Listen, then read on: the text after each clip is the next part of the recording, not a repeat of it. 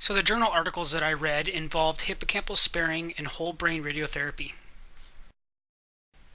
So what is whole brain radiotherapy and why spare the hippocampus? Well, whole brain radiotherapy is the most widely used treatment option for patients with multiple brain metastasis. It is a form of palliative treatment used to reduce the decline of neurological symptoms, and whole brain radiotherapy also improves the decline in neurocognitive function, with the overall goal being to improve the quality of life for the patient. Whole brain radiotherapy is typically done with two opposed laterals and is treated to a dose of 3000 centigrade over 10 fractions. It has limited blocking. As you can see, there are these blue finger-like structures that come in from both sides and block out the anatomy that isn't going to receive radiation. It wasn't until recently that researchers looked at the way whole brains were treated and realized that even though we are slowing down the rate of neurocognitive decline, we also may be adding to it. One of the key findings that led researchers to look into the brain for things that might aid in the neurocognitive decline was the statistic that patients without radiation had experienced neurocognitive decline 153 days earlier than their self-reported quality of life, and those that actually had radiation experienced neurocognitive decline much earlier. So there's a direct correlation between patients that did receive radiation and did not receive radiation. Those that received the radiation, their neurocognitive decline actually happened much earlier.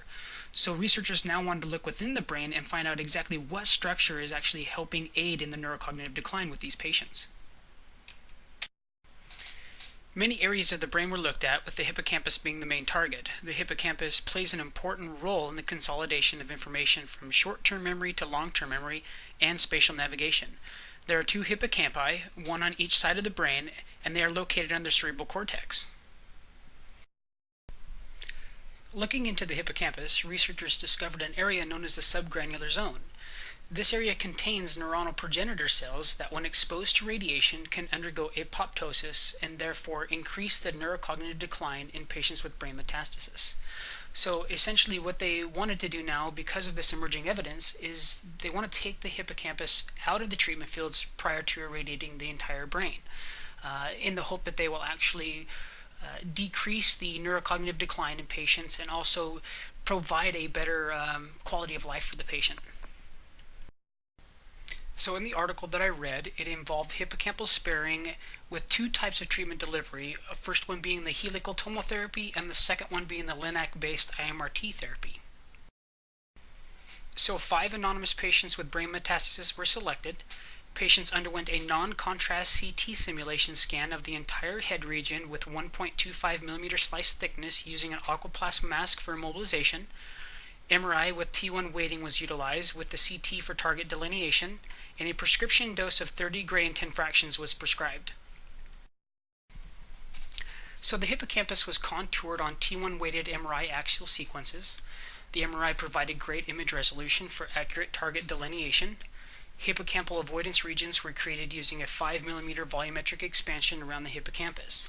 So segmentation is also known as contouring, and basically what that means is you outline structures that you want to treat and outline structures that you don't want to treat. And if you look at the image on the right, those are the axial slices from the MRI, and the orange circles are actually the hippocampus. So you can go from one image to the next, and that's just the progression through the body or through the anatomy. And they contoured all of that area. And if you look over on the left, you can see that there is a sagittal cross-section of the MRI, and that's the image in the middle.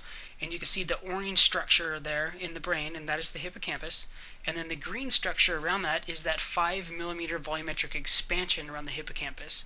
And that is designed in such a fashion that it allows for the rapid dose fall off in between normal brain tissue and the hippocampus that you're trying to spare. So that's a necessary thing for radiation treatment planning in order to spare the hippocampus as much as possible. So the chart above that has all patients 1 through 5, and it just gives you a basic volume comparison between all patients on their hippocampus in relationship to the overall percentage of the brain. So in looking at it, it looks like most of them are quite similar. So in the case of the helical tomotherapy, it is basically a modified CT scanner that is used for the delivery of radiation treatments. And in the article, they used a high-art helical planning station. The CT image slice thickness was 2.5 millimeters for the entire volume set. Plans were optimized to 96%, so the PTV received 100% of the dose, and directional blocking was used for the eyes and lenses. So looking at the chart below, you can see that the max dose to the entire brain was 30 gray, and that was the prescribed dose. The eyes had a max dose of 8 gray, but with no more than 20% actually receiving 5 gray. The lenses had a max dose of 3 gray, and so also 20% of the lenses could not receive more than 2 gray. And the hippocampus had a max dose of 6 gray, with no more than 20% receiving 3 gray. With the LINAC-based IMRT therapy, a Pinnacle treatment planning system was used with Plan Geometry Optimizer. It had a 9-beam field arrangement, and the plan was optimized to 92%, so the PTV was covered by 100% of the prescribed dose. And also, if you look at the chart down at the bottom there, you can see the max dose to the eyes was supposed to be 7 gray. The max dose to the lenses is 5 gray, and the max dose to the hippocampus is 11 gray, with no more than 40% actually receiving 9 gray. Overall total dose to the brain was 34 gray, and the minimum dose was 32 gray. So a little bit more on the 9-beam arrangement. In the center here, there is a picture of various colors entering into the brain, and those represent the different angles of the beams that are placed around the patient's head. And over on the far right corner, there's an actual representation of the head of the treatment machine. This is known as the MLC, or the multi-leaf collimator section. And you can see how they can shape different volumes just by moving them in and out. And that's essentially what they did with the hippocampus. They basically sculpted these MLCs around it in certain areas so that the hippocampus would be spared and the rest of the brain tissue would be treated to its prescribed dose of 30 gray. And over on the left there is just a little diagram of all the various couch and gantry angles to accomplish the hippocampal sparing with the 9-beam arrangement. So when the helical and the LINAC-based therapy treatment plans are actually compared, you can see that the top row of imaging, which is labeled A, which is the helical tomotherapy treatment plan, and the lower one, B, which is the LINAC-based treatment therapy plan, they look very, very similar, and you can see the different variations of color. The gray shaded area represents the hippocampus. The green isodose line represents 12 gray. The light blue represents 27 gray. The pink is 29 gray. Yellow is 30 gray, and the red is 38 gray in 10 fractions. So like I said, just by looking at the isodose lines and the overall coverage of the targeted structure of the whole brain, they're very much the same.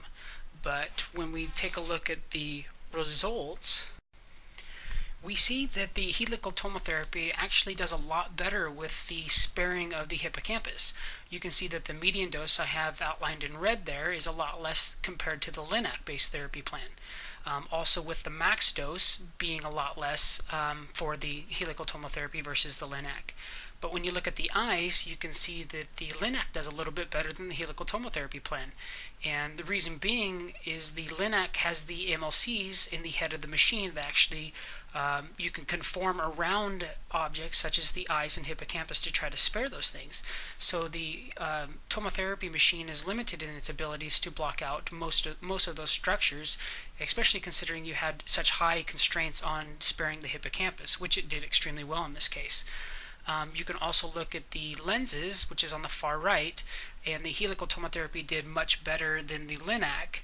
So all in all, so far, I mean, the helical tomotherapy looks like it's a better candidate for the sparing and the hippocampus for those patients with brain metastasis.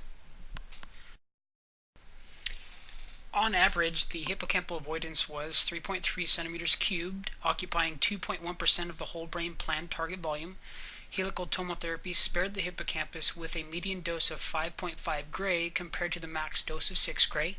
The LINAC-based IMRT spared the hippocampus with a median dose of 7.8 gray compared to the max dose of 11 gray.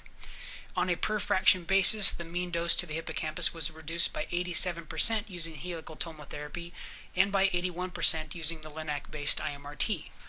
So it seems to me that Both of these treatment plans were actually adequate in sparing the hippocampus.